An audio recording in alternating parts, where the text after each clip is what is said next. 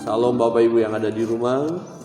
Selamat pagi, salam sehat, salam damai sejahtera, salam sukacita bagi kita sekalian. Anugerah Tuhan bagi kita senantiasa melimpah sekalipun di tengah badai, di tengah pergumulan, di tengah kesulitan. Tuhan Yesus baik, amin. Tuhan Yesus baik, Dia tidak berubah dan tidak pernah berubah. Yesus tak berubah dahulu, sekarang, sampai selama-lamanya. Allah kita tidak pernah berubah. Dia adalah Tuhan yang mengasihi kita, peduli kepada kita. Dia yang memberikan kehidupan kepada kita. Dia yang memberkati kita. Bagi saudara-saudara yang sedang bergumul karena sakit penyakit, terlebih serangan virus ini, Tuhan Dialah Allah yang menyembuhkan kita, menyembuhkan saudara, amin. Yang dalam kehidupan mengalami kekurangan, karena Tuhan izinkan itu terjadi, masa pandemi, ekonomi kita mengalami kesulitan, percayalah, Dia juga Tuhan yang memberikan makan minum bagi kita. Dia yang memberkati kita. Dia tidak pernah meninggalkan kita, atau Dia tidak pernah mengabaikan kita. Untuk itu kita perlu dalam hidup ini mengandalkan Tuhan. Bersandarlah kepada Tuhan. Kita membutuhkan Tuhan dalam hidup ini. Sebab jikalau kita tidak mengandalkan Tuhan, maka segala sesuatu usaha kita akan menjadi sia-sia. Kalau saudara berhasil, ya itu karena Tuhan. Kalau saudara sembuh, itu karena Tuhan. Kalau kita bisa menikmati kehidupan pada hari ini, itu karena Tuhan.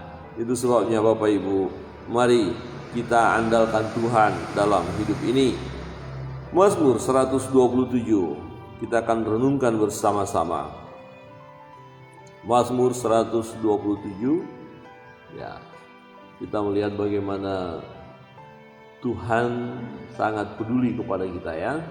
Dia memperhatikan kita, dan oleh Dialah kita bisa ada sebagaimana adanya saat ini. Mazmur 127 kita baca bersama-sama. 1, 2, 3. Nyanyian ziarah Salomo. Jikalau bukan Tuhan yang membangun rumah, sia-sialah usaha orang yang membangunnya. Jikalau bukan Tuhan yang mengawal kota, sia-sialah pengawal berjaga-jaga. Sia-sialah kamu bangun pagi-pagi dan duduk-duduk sampai jauh malam, dan makan roti yang diperoleh dengan susah payah, sebab Ia memberikannya kepada yang dicintainya pada waktu tidur.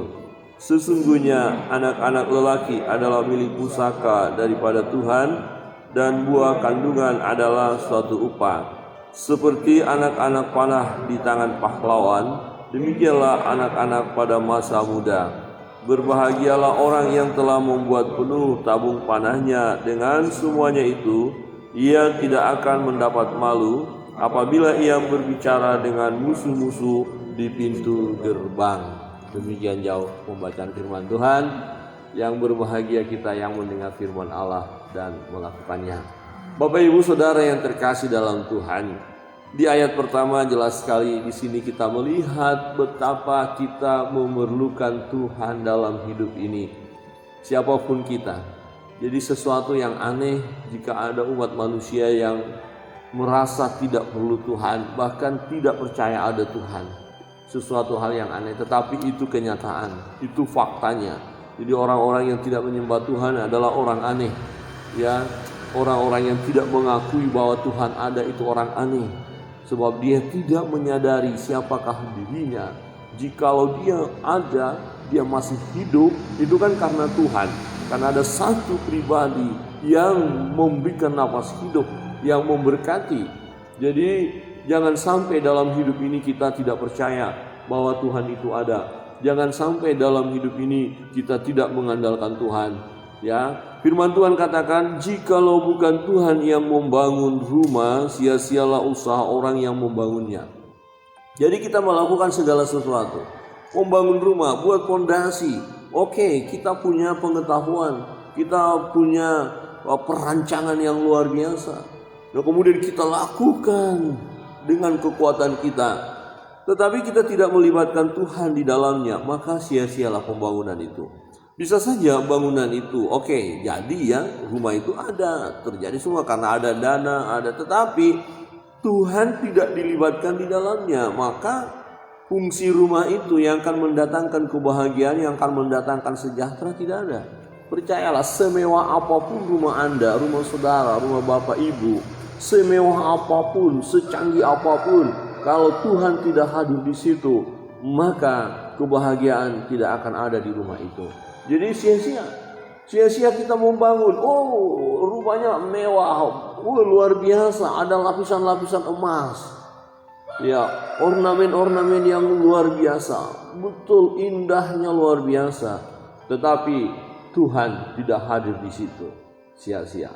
Yang ada akan di sana adalah kekacauan. Ya, berantakan semua. Mungkin suami istri nggak ada sejahtera, nggak ada kasih sayang lagi, nggak ada kemesraan lagi. Hubungan anak-anak dengan orang tua begitu terpisah, tidak pernah ketemu, mungkin hanya ketemu pun hanya lihat wajah sekilas saja kemudian pergi. Semuanya sibuk, tidak ada persekutuan di dalam, tidak ada mesbah doa, tidak ada pujian kepada Allah. Saya yakin dan percaya rumah itu yang menjadi sesuatu yang sia-sia. Ya. Banyak orang mulai membangun rumahnya dengan kekuatannya, dengan kehebatannya, dengan rancangannya tanpa melibatkan Allah, maka sia-sia. Saudara yang terkasih dalam Tuhan, dikatakan jikalau bukan Tuhan yang membangun rumah, sia-sialah usaha orang yang membangunnya. Ya, kita mau membangun rumah haruslah melibatkan Tuhan, libatkan Allah. Hal ini menunjukkan kita bahwa memang kita ini terbatas, kita ini tidak punya kemampuan hebat. Ingat ketika manusia mendirikan menara Babel, mereka tidak libatkan Allah. Justru mereka melawan firman, melawan Allah. Apakah menara itu jadi? Jawabannya jelas tidak. Mengapa? Sia-sia mereka mengerjakannya. Tuhan kacau balaukan. Ya, rancangan mereka hingga gagal. Satu dengan yang lain, tidak ada komunikasi yang bagus karena bahasanya sudah dikacaukan. Apakah kita mau? Ya, rumah kita seperti istana, hebat luar biasa, semuanya lengkap. Tapi para penghuninya yang ada di dalam semuanya kacau balau. Tidak ada komunikasi yang baik. Ya, semuanya sibuk dengan urusan masing-masing. Saya pikir itu kehidupan yang sangat mengerikan. Ya, jangan kita berpikir kalau rumah sudah seperti istana, bagus, mewah, nyaman di dalam, belum tentu. Bisa-bisa penghuninya nggak bisa tidur juga. Karena pikirannya stres, tertekan. Lebih baik ya gubuk biasa, di tepi sawah ada sungai mengalir. Ya, dari bambu memang rumah itu. Tapi ketika kita tidur nyenyak, nyaman, nikmat. Saya pikir itu jauh lebih indah dibandingkan gedung yang luar biasa. Tapi untuk tidur aja pun kita harus makan obat tidur. Karena pikiran kita terus muter, gak bisa tenang. Harus dibantu dengan obat supaya pikiran kita tenang. Mungkin pernah kita mengalami pikiran yang berkecamuk, sangat-sangat tidak baik. Walaupun kita ada di tempat yang nyaman secara manusia, tapi jiwa kita tetap gundah gulana, tidak ada kenikmatan. Ya, tetapi ketika pikiran kita nyaman, tenang, ya di gubuk yang sangat sederhana pun, ya kita bisa tidur nyenyak, pulas dan menikmati berkat Tuhan. Jadi andalkan Tuhan. Bukan berarti kita nggak boleh punya rumah yang bagus, boleh, tetapi libatkanlah Allah. Yang dimaksud di sini kalau kita membangun dengan usaha kita tanpa melibatkan Allah, itulah yang menjadi kesia-siaan. Sia-sia. Bahkan juga dikatakan, jikalau bukan Tuhan yang mengawal kota, sia-sialah pengawal berjaga-jaga. Ya, kebobolan gitu loh. Kalau bukan Tuhan. Jadi ini kan sudah dikawal. Ya, gambarannya adalah satu kota yang dibentengi, benteng kuat, kemudian ada penjaga. Mereka berjaga-jaga sewaktu-waktu bisa lawan datang, musuh datang menyerang. Ya memang berjaga-jaga, tapi tidak melibatkan Tuhan. Seberapa kuat manusia itu berjaga-jaga, seberapa kuat penjaga itu berjaga-jaga. Hitungan detik saja ketika mereka sudah terlelap, begitu ngantuk, begitu lelahnya, musuh bisa masuk menerobos. Ya, orang yang mengandalkan kekuatan manusia, Tuhan katakan apa? Firman-Nya berkata, terkutuklah. Ya, nggak bisa kita mengandalkan kekuatan kita. Karena apa? Kita terbatas, saudara terbatas. Jadi kalau selama ini kita mulai andalkan kekuatan kita, nggak pernah bersandar kepada Tuhan, nggak pernah berdoa, ini waktu bagi kita untuk bertobat. Amin. Coba lihat kiri kanan, katakan ini waktu untuk bertobat. Iya, kalau kita tidak mengandalkan Tuhan selama ini, pikiran kita, ya memang kita oke lah, saudara cerdas. Merancangkan ini. Saudara, peristiwa pandemik yang terjadi ini banyak membuat orang yang cerdas, tadinya cerdasnya luar biasa, mengalami kegagalan yang luar biasa. Ya, sudah mulai memprediksi akan terjadi begini, hebat ekonomi begini, kemudian invest luar biasa. Oh, tiba-tiba plek, sesuatu yang tak terduga. Apa? Pandemik, habis semuanya, ludas. Saudara yang terkasih dalam Tuhan, apakah ketika kita mengandalkan Tuhan kemudian kita tidak berdampak? Berdampak juga, tetapi kita mengalami kekuatan. Kita tahu, ya saya tahu Tuhan ini atas izin-Mu. Ya, jadi bukan berarti kalau dia cinta Tuhan, dia melayani, doanya sungguh-sungguh, rumah tangganya ada mesbah doa, kemudian tidak berpengaruh tentang virus ini, ya tentang pandemik ini, tidak juga, tetap berpengaruh. Berdampak juga baginya, bagi kita yang cintakan Tuhan. Tetapi perbedaannya adalah kita bisa menghadapinya dengan cara Tuhan. Ya, artinya apa? Kita melihat kebenaran firman Tuhan. Bukankah firman-Nya berkata Allah turut bekerja dalam segala hal, dalam segala sesuatu untuk mendatangkan kebaikan bagi setiap kita yang mengasihi Tuhan. Berarti kita berkata, Tuhan ini baik, Engkau izinkan ini baik untukku. Mengapa?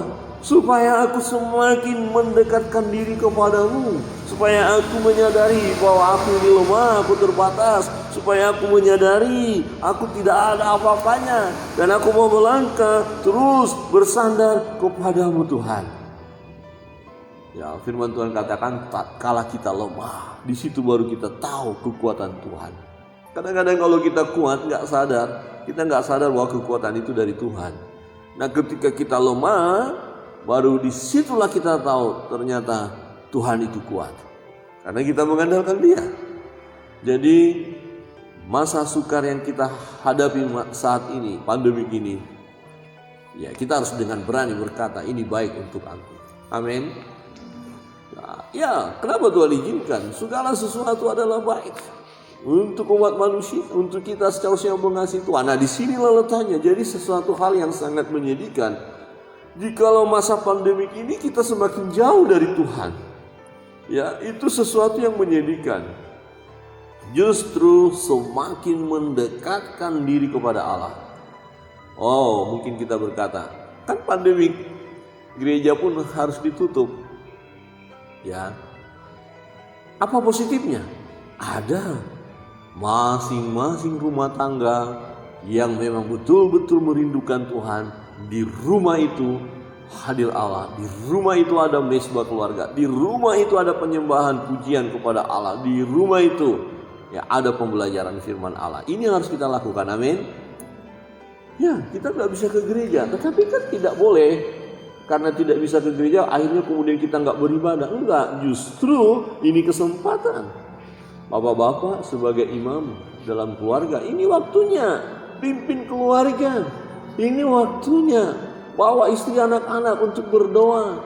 Ini waktunya kita mendekatkan diri kepada Allah. Bukannya kita semakin jauh, jangan. Tetapi ini memang seleksi bagi mereka yang benar-benar cinta Tuhan, benar-benar mengasihi Tuhan. Dia akan gunakan waktu semakin banyak berdoa, merendahkan diri di hadapan Tuhan, mengandalkan Tuhan. Tapi bagi mereka yang hanya sekedar saja ikut-ikutan jadi orang percaya, ikut-ikutan saja, maka situasi seperti ini ya dia pasti gunakan hal-hal yang lain, tidak semakin mendekatkan diri kepada Tuhan. Untuk itu Bapak Ibu Saudara yang terkasih dalam Tuhan, ada penjaga, ada pengawal kota berjaga-jaga. Tapi kalau Tuhan tidak libat, kalau mereka tidak melibatkan Tuhan, Tuhan tidak pernah dilibatkan di dalamnya, Tuhan diabaikan, maka ya kota itu bisa hancur, bisa jebol, musuh bisa datang, musuh bisa menghancurkan, ya musuh bisa memporak-porandakan kota itu. Artinya apa Bapak Ibu? Dalam perjalanan hidup kita, ya sekuat apa kita bisa berjaga-jaga? Kita lemah, kita terbatas. Sekali lagi, bagian ini menunjukkan bahwa kita sebagai manusia ini begitu lemahnya, begitu rapuhnya, begitu tak berdayanya. Itu sebabnya kita butuh Tuhan, kita butuh Allah, kita memerlukan Dia dalam segenap aspek kehidupan kita. Kita butuh Tuhan. Ada Tuhan, Dia hidup, Dia berkuasa, Dia bersama dengan kita. Ketika kita mengadu kepadanya, Dia dengar keluh kesah kita, Dia ulurkan tangannya untuk menolong kita.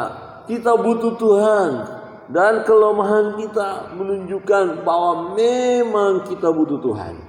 Saudara perlu Tuhan, saya perlu Tuhan dalam hidup ini.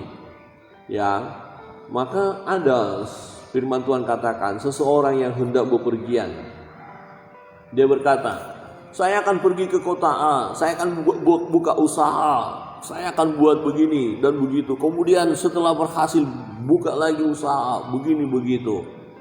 Ya. Tapi Tuhan bilang apa? Ya. Itu akan menjadi sia-sia jika tidak mengandalkan Tuhan. Yang harus dikatakan apa? Jikalau Tuhan menghendaki, kami akan lakukan ini, akan lakukan itu. Jikalau Tuhan menghendaki, artinya apa Bapak Ibu? Kita berserah dulu kepada Tuhan. Kita bersandar dulu kepada Tuhan. Bukan tanpa iman. Kita punya iman, justru itu datang kepadanya. Tuhan, berkatilah usaha saya ini. Tuhan, kami mau buat program ini. Tuhan, berkatilah. Tuhan, kami akan berangkat ke kota A. Tuhan, mau buat usaha baru. Tuhan, Tuhan, ini di kota ini di Bali sekarang sedang keadaan susah. Tuhan, berkati kami berencana mau pulang kampung dulu. Tuhan, mau usaha. Tetap berdoa. Ya, jangan berkata, oh ya udah keadaan di Bali seperti ini, kita pulang kampung aja.